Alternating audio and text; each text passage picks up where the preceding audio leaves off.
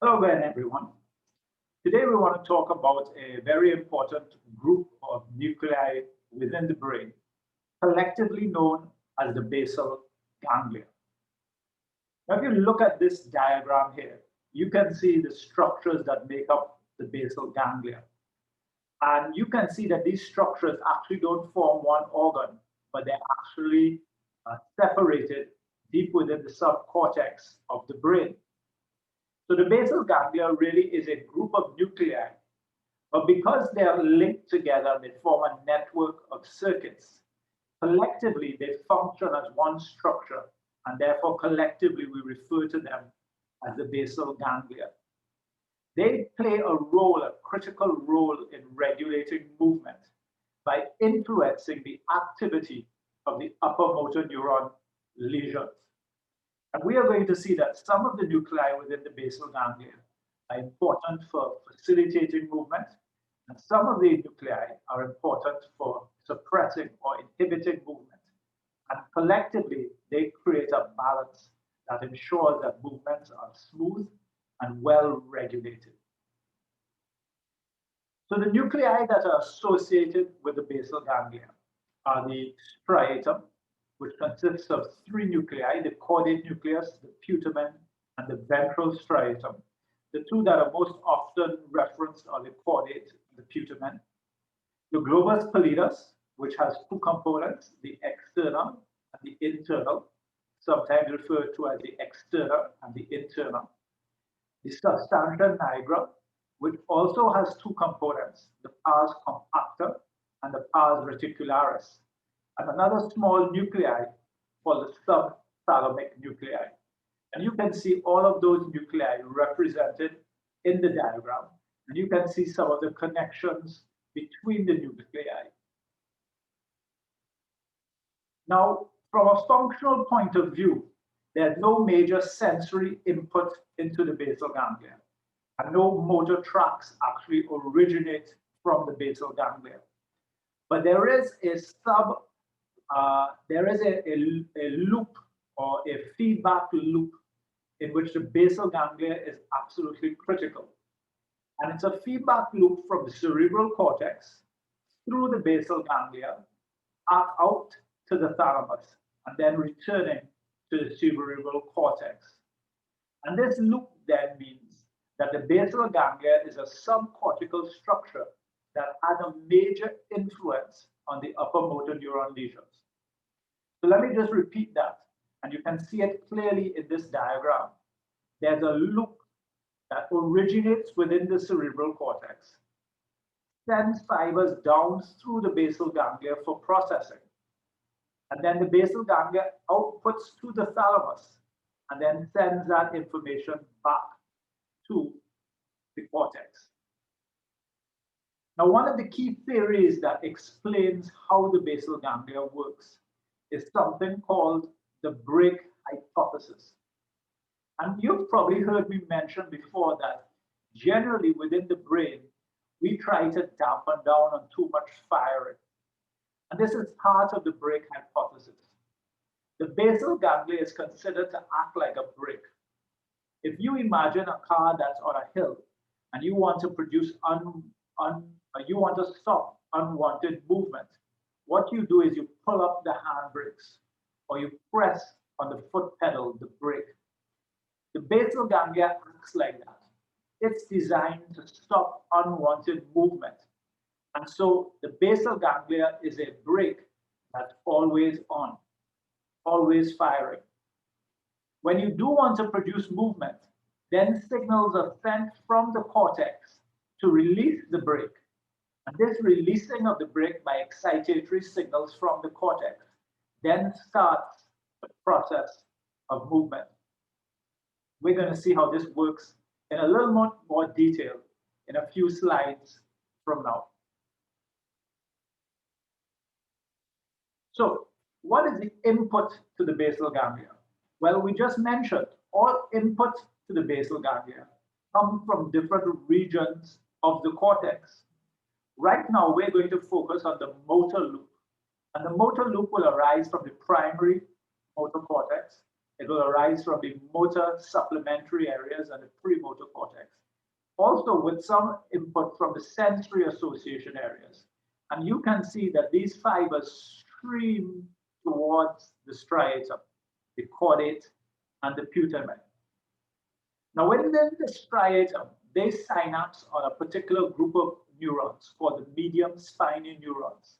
And this synapse, this input is excitatory and uses the neurotransmitter glutamate.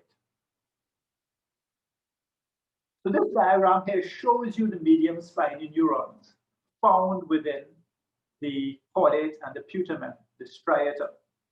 And when you look at the medium spiny neurons, one thing comes immediately to mind. There's one big feature that we see in the medium spiny neuron, and that is they have an extensive dendritic tree. And you would know by now that any neuron with an extensive dendritic tree receives multiple synaptic inputs. And again, you can see this in the diagram, because here we can see the cortical neurons bringing information into the medium spiny neuron. And you can see several cortical neurons synapsing on one medium spiny neuron. And the medium spiny neurons are actually capable of receiving input from several hundreds of cortical neurons. However, it is important to point out that each cortical neuron will only synapse with one medium spiny neuron. Now, the output from the medium spiny neuron, we're going to see in a little while, is inhibitory.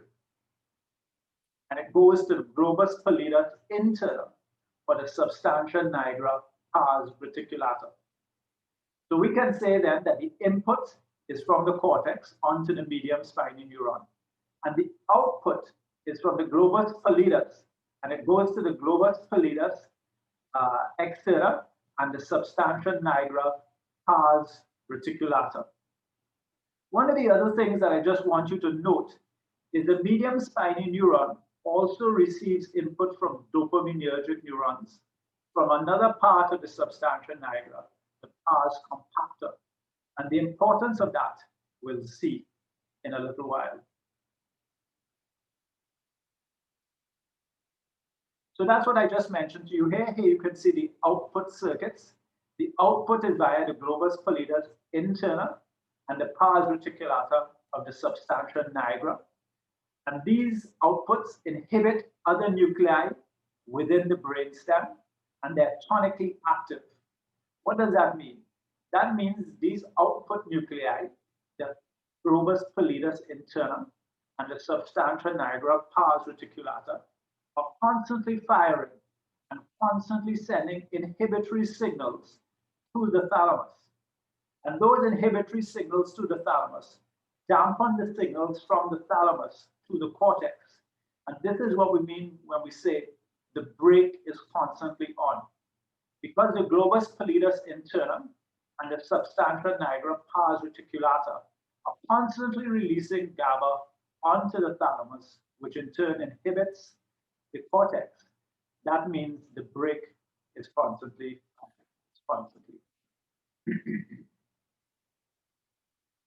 So let's just look at a little video from a well-known site on YouTube, 2-Minute Neuroscience, as they just rehearse these principles that we were just talking about. Welcome to 2-Minute Neuroscience, where I simplistically explain neuroscience topics in 2 minutes or less. In this installment, I will discuss the basal ganglia. The basal ganglia are a group of structures found deep within the cerebral hemispheres in the brainstem that include the caudate, putamen, globus pallidus, substantia nigra, and subthalamic nucleus. The caudate and putamen are often referred to collectively as a striatum, and the globus pallidus and substantia nigra are each made up of multiple nuclei. Although there are a variety of non-motor functions associated with the basal ganglia, they are best known for their role in facilitating movement. Much of the information the basal ganglia receives comes from the cerebral cortex and travels first to the caudate or putamen, the main input nuclei of the basal ganglia. The globus pallidus and substantia nigra are the main output nuclei, and they send projections out from the basal ganglia to the cerebral cortex, mostly by way of the thalamus, as well as to nuclei in the brainstem.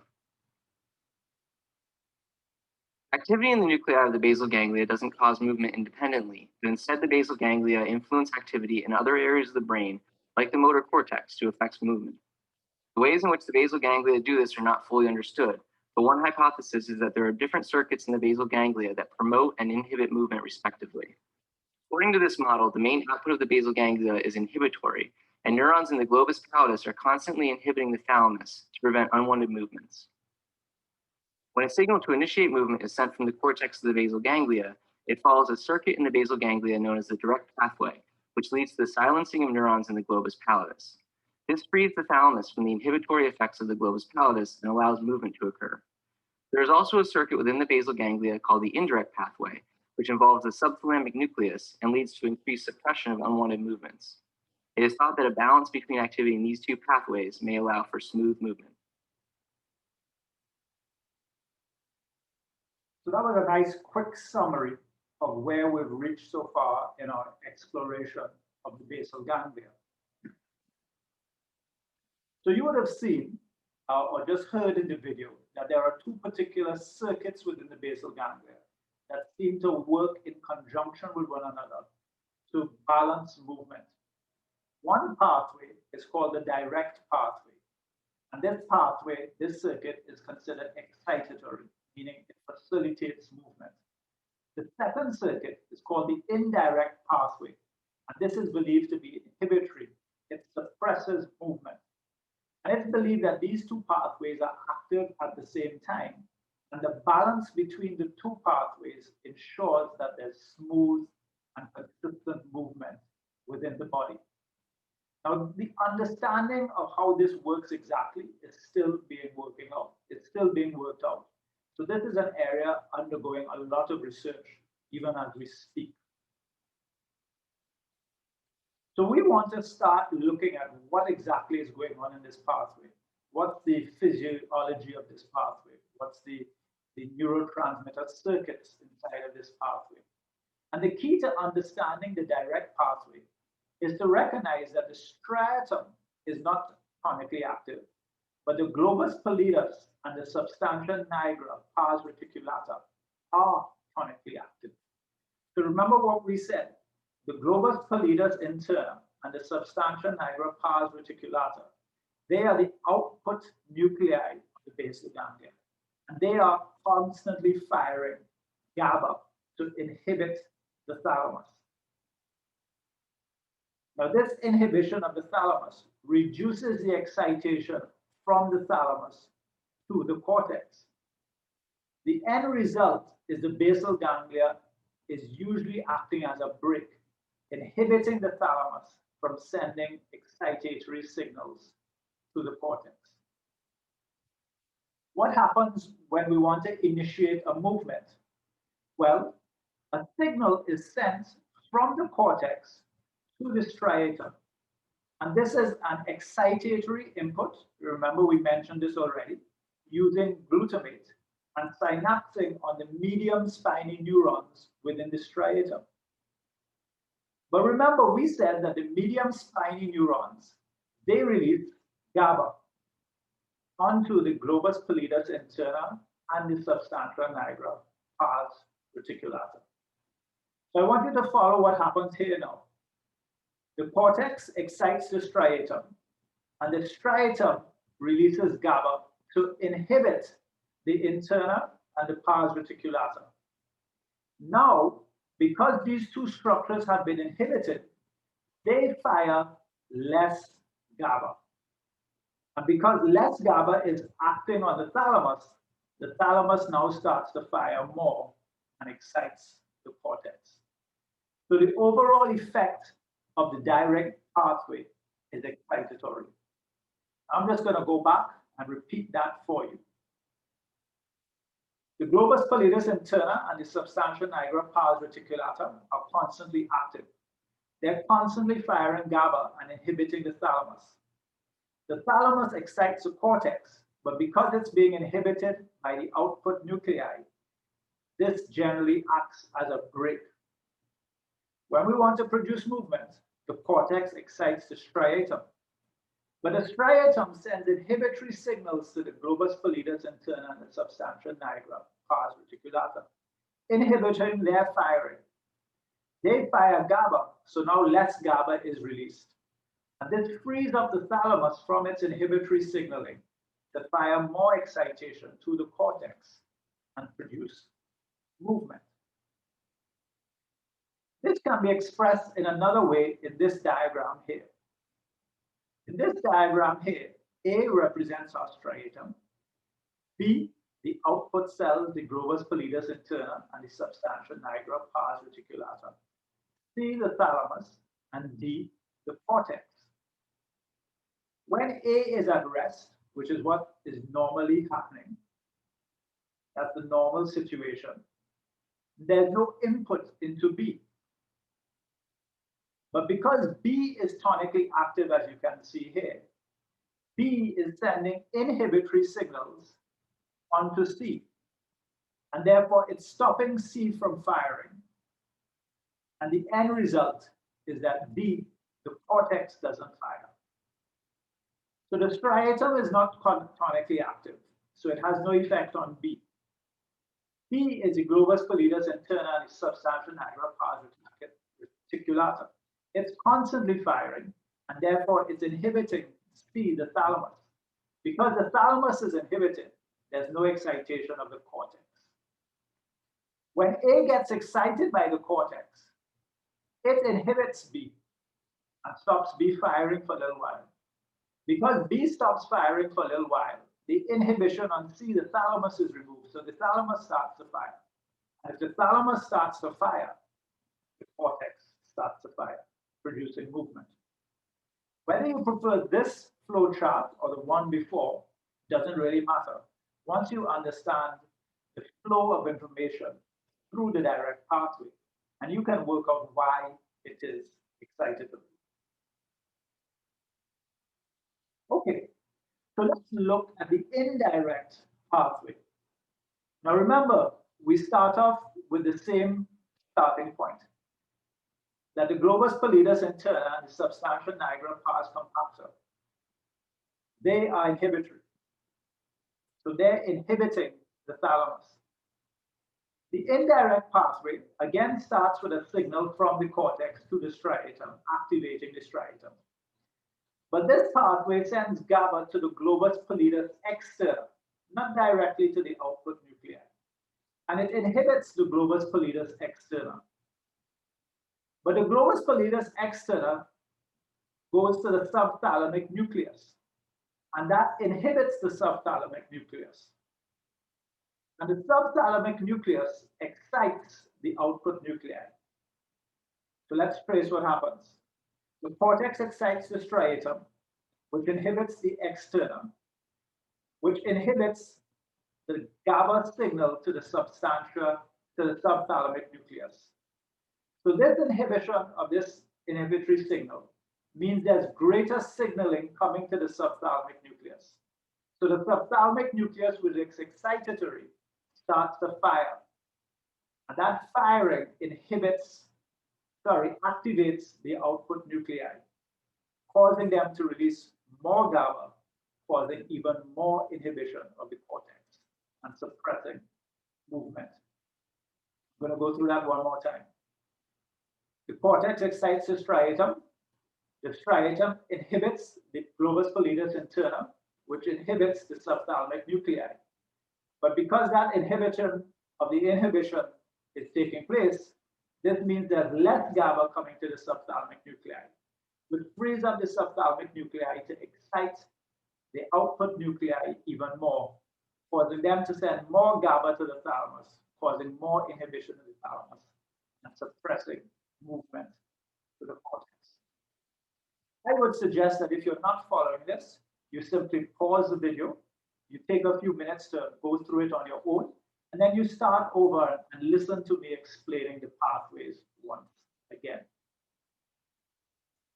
So what we can see then is the direct pathway activates the cortical motor neurons, which then activate the spinal motor neurons and leads to movement.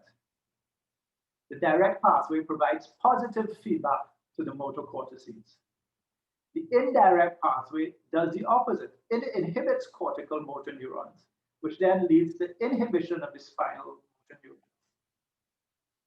Taken together, we have one excitatory signal and one inhibitory signal, and the balance between the two pathways determines what level of movement will take place.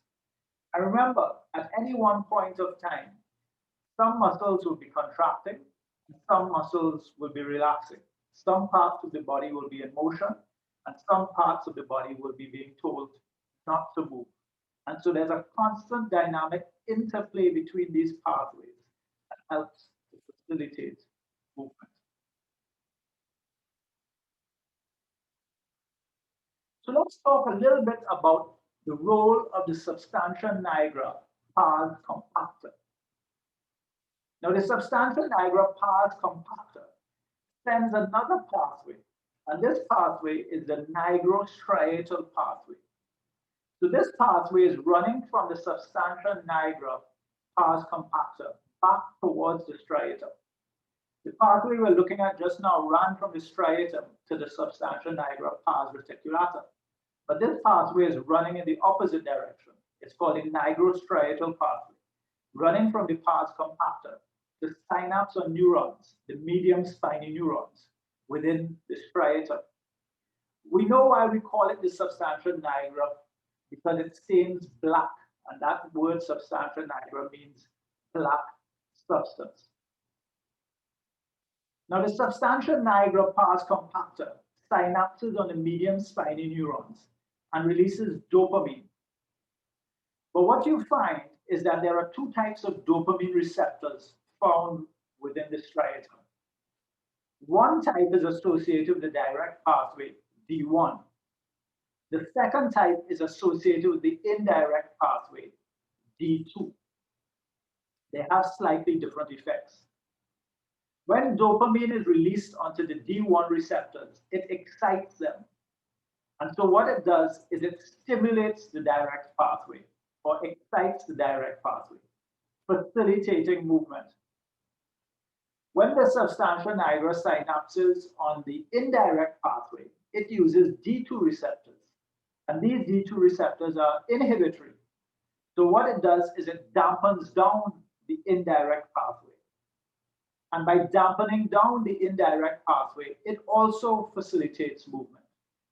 So overall, the effect of the nigrostriatal pathway is excitatory because it both excites the direct pathway and inhibits the indirect pathway. And so the overall effect of the nigrostriatal pathway is to promote movement. We're going to see the importance of this when we start talking about Parkinson's disease. So I tried to find a diagram that summarizes all of these circuits, and I've placed this diagram here. If you find this diagram is confusing, simply ignore it. Or if you do find the diagram useful, hopefully it is of some benefit to you. You can see here, we have information coming from the cortex into the striatum, then going out to our globus pallidus interna, and inhibiting the thalamus and going back to the cortex. That's our direct pathway. You can see here the indirect pathway that goes to the globus pallidus externa, then to the subthalamic nucleus, and then back to the interna. And this produces inhibition and inhibiting movement. So this is our direct pathway here. This is our indirect pathway here. And you can see the effect of the pars compacta coming into the striatum and overall producing or facilitating movement. So we said before that the basal ganglia forms a series of loops. And the loops that have been best studied are the motor loops, the skeletal-motor loop that controls the muscles of the body, and the oculomotor loop that controls the eyeball muscles. And we can see the circuitry here with the information starting within the motor cortices, going into the striatum, going into the globus pallidus, and then coming back via the thalamus to the cortex. That loop is the one that is best studied and best understood. But also within the basal ganglia, there are loops that originate in other parts of the cortex. So there's a dorsolateral circuit that originates from the dorsolateral prefrontal cortex and the orbitofrontal cortex. And it also forms a loop through the basal ganglia. And this is supposed to be important for planning movements. And then there's a loop that goes from the anterior cingulate cortex and flows through the basal ganglia. And this seems to be involved in emotions and social responses.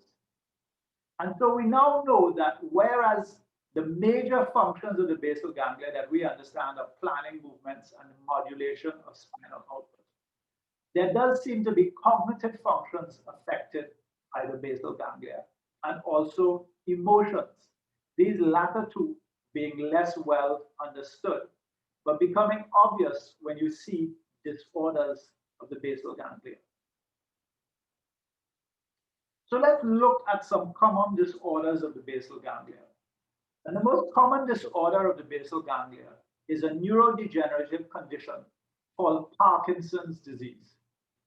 And in this disease, the cells of the substantia nigra begin to die, particularly the cells that form the nigrostriatal pathway of the pars compacta.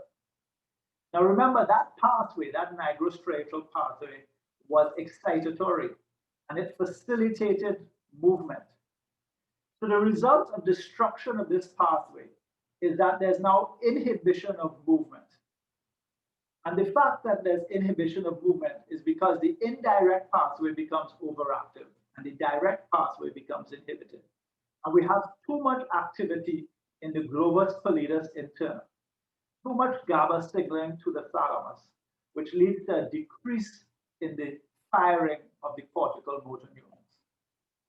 All of this results in what we call a hypokinetic disorder, a disorder in which there's reduced movement. So let me say that again.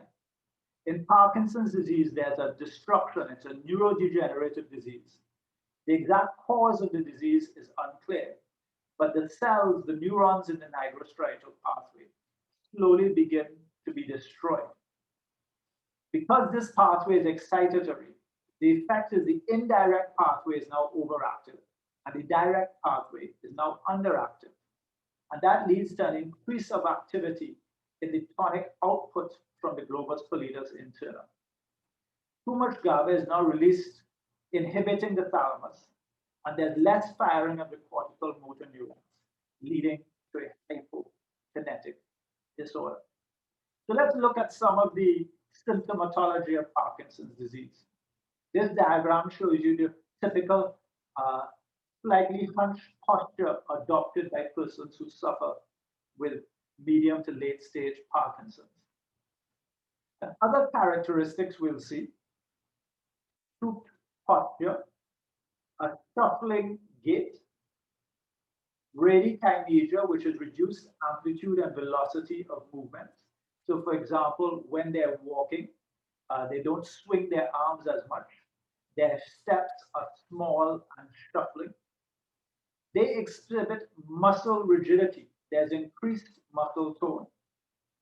And it's a particular type of muscle tone called lead-type rigidity, in which if you move the arm or you move a body part, a limb, the tone is increased throughout the range of movement, much like bending a piece of lead.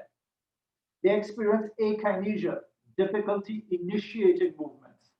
So you might ask them to sit up, and it will take them a while before they actually execute. That process of initiating the movement seems to be inhibited. And so that whole issue of planning movements that the basal ganglia is involved in seems to slow down. And they also have a resting tremor. This is a tremor that's there all the time, and in particular, it's a pill rolling tremor, where their fingers are constantly doing something like this, like they're rolling a pill in their hands. The other thing you see on the diagram here, as mentioned, is the masked face. Their face seems emotionless, and we say there's blunted affect. They don't seem to demonstrate emotions as much. And there again, we see the role of the basal ganglia in the processing of emotions. So let's just look at a few examples of this in a few videos that can be found on YouTube.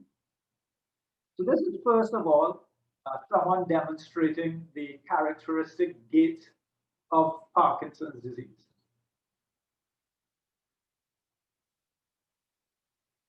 This gait is the gait that is a hypokinetic gait.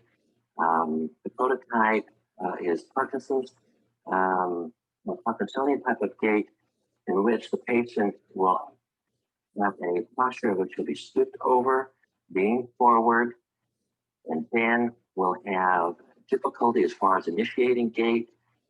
When the gait is initiated, there are small steps. Oftentimes there's a tremor associated with this. And as the gait progresses, there may be a picking up of speed or what's called a fenestrated gait. And then in turning, instead of having the normal turning, the patient will turn en bloc, which means they'll turn almost as a statue moving around. And then again, having difficulty starting in the march petit pas.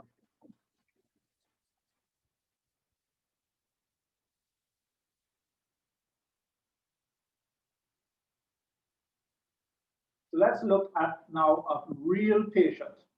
And in this patient, what we're going to see the patient prior to receiving medication demonstrating the typical Parkinsonian gait. And then he's going to be given his medication and reported about an hour later, and you'll see the profound effect of the medication. In this first clip, we're examining the gait of a 55-year-old man with Parkinson's disease during the odd phase. Notice his typical Parkinsonian gait with shuffling and elements of fascination.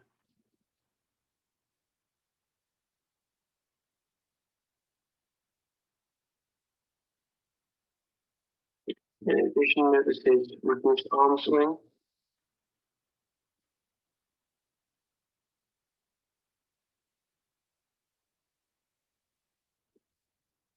Notice how difficult he finds to turn when asked to do so by the examiner.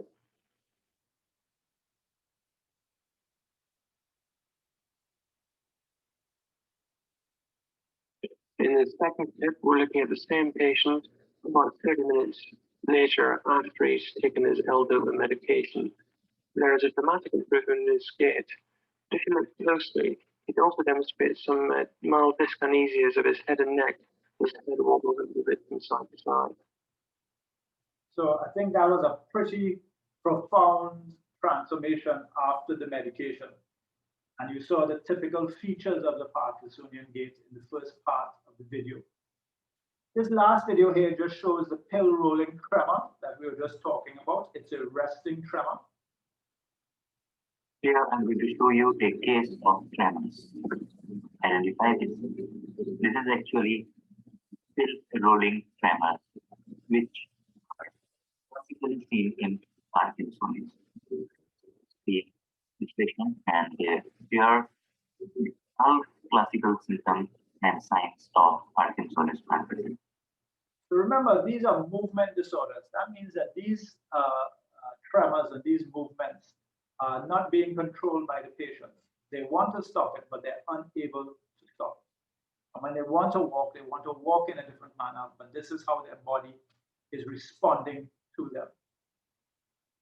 So Parkinson's disease is a neurodegenerative disease. There's limited cures for Parkinson's. Currently, the treatment of choice is L-DOPA. As you know, that's the precursor to dopamine. Dopamine itself is not given because it doesn't cross the blood-brain barrier and it would have peripheral effects.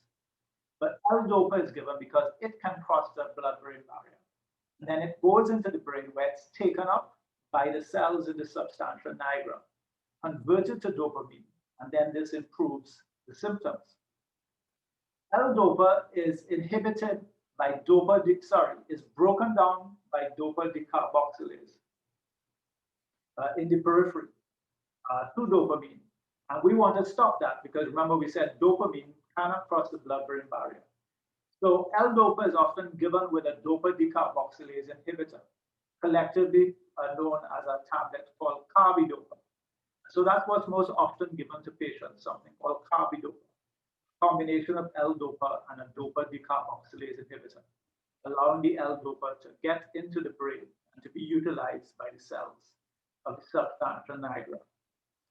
Now, the challenge with L-DOPA treatment is that Parkinson's is a neurodegenerative disease.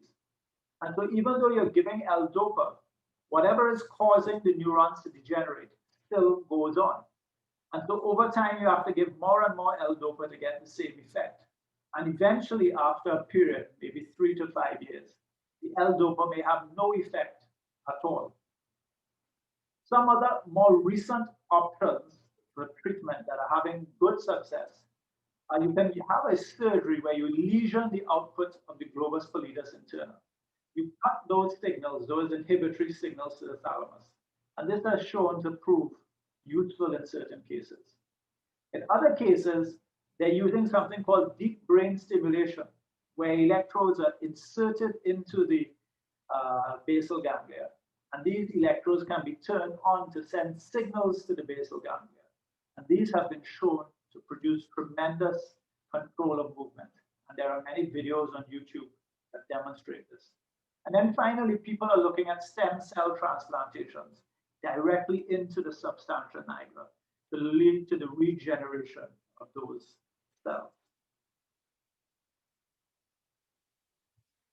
Another basal ganglia disorder that's less common is a genetic disorder. This disorder runs in families, and it typically begins to manifest between ages 30 and 40 years of old, and it's called Huntington's disease. It starts off with a flicking, excessive movement of individual muscles, and slowly becomes more and more severe as the degeneration in the brain occurs, leading to excessive, irregular movements. Over time, this also progresses to affect other parts of cognitive functioning with severe dementia and then death. This is a video that was posted on YouTube to educate the public by a person who just wanted to show them what was happening to their mom. Again, remember that these movements are unwanted movements. They cannot be controlled by the patient. These choreic movements seen in Huntington's chorea. You can see here the brain of somebody who's had late-stage Huntington's and passed, compared to a normal brain. And you can see there's been widespread atrophy and destruction of the cells in the cortex. It usually starts with the GABA-secreting neurons in the caudate nucleus and the putamen. And this is what leads to these excessive movements. But over time, other neurons in the brain, like the acetylcholine-secreting neurons in the brain, also get degenerated.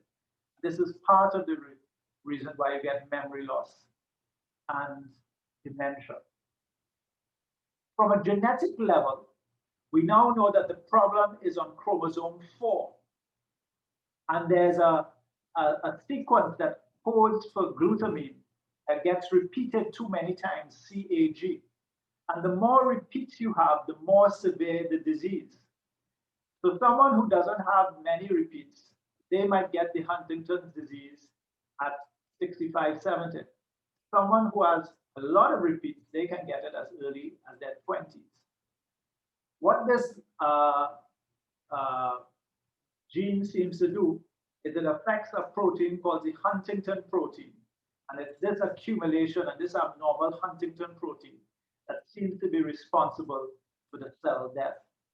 The exact cause of it and what's going on in the brain still is under investigation. And like I said, this runs in families, and therefore it's a very difficult condition that some families have to deal with. Just want to conclude by showing a couple of unusual movement disorders associated with the basal ganglia. The first is hemiballismus, in which you get involuntary flinging motions of the limbs, usually on one side. And here, there seems to be a problem in the subthalamic nucleus. Most often as a result of subthalamic nuclei, a lack of blood flow to the subthalamic nucleus, a stroke that has led to destruction of the subthalamic nucleus. We'll just look at a video just showing this here. Describe another form of abnormal involuntary movements. The movements of hemiballismus involve a arm and leg on one side and are usually contorting and continuous and of a rotatory nature. Hemiballismus also merges with hemiplegia. The abnormal involuntary movements of hemiballismus usually come about as a result of a CVA. The lesion usually involves the subthalamic nucleus or corpus luisi. It can also involve the globus pallidus or the connections between the globus pallidus and the subthalamic nucleus. Here we have a patient with relatively continuous, severe contorting movements of his right side, involving the arm, not quite as much as they do the leg. We see the continuing rotatory movements of his right leg. That's an example of hemiballismus, which is most often associated with subthalamic nuclei and issues. And then finally, atetosis, which is often associated with damage to the striatum, which is a slow, sinuous, rising movement of the hands or feet.